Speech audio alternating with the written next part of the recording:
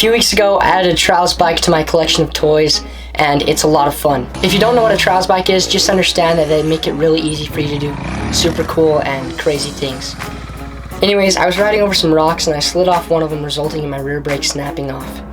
Because it takes time for parts to get here for that bike because it's rare, I decided to sit there and stare at a wall for the next 10 to 15 business days. Nah, just kidding.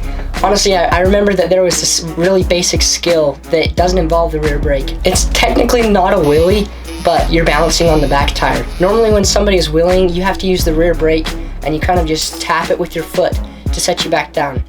And that's how I've wheelied for a long time. But this is a little bit different. You stand behind the motorcycle and you just are slipping the clutch in and out while balancing it straight up and down.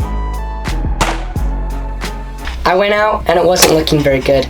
I couldn't get it up very fast, and honestly it just looked like this weird styled goon wheelie.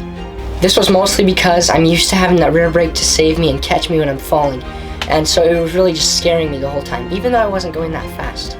But after like 20 minutes, something just clicked. I lost the fear of falling off the back, and I could just pop it up quickly, and so it's not moving very fast, and then I would just walk behind it and balance.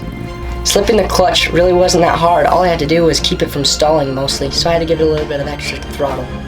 But after like 5 minutes of this happening, I just got really comfortable with the movement. I could pivot around, I could walk behind it, I just felt really comfortable with it. Then I decided to move it to an incline, and honestly, it wasn't that hard either, because I just had to slip the clutch a little bit more and give it a little bit more gas while I was moving up the hill, just to give it some power to move up it. I don't recommend trying walking it downhill though, because it kind of gets away from you. I also attempted walking backwards, and sometimes it would work well, other times it would, yeah, you get the point.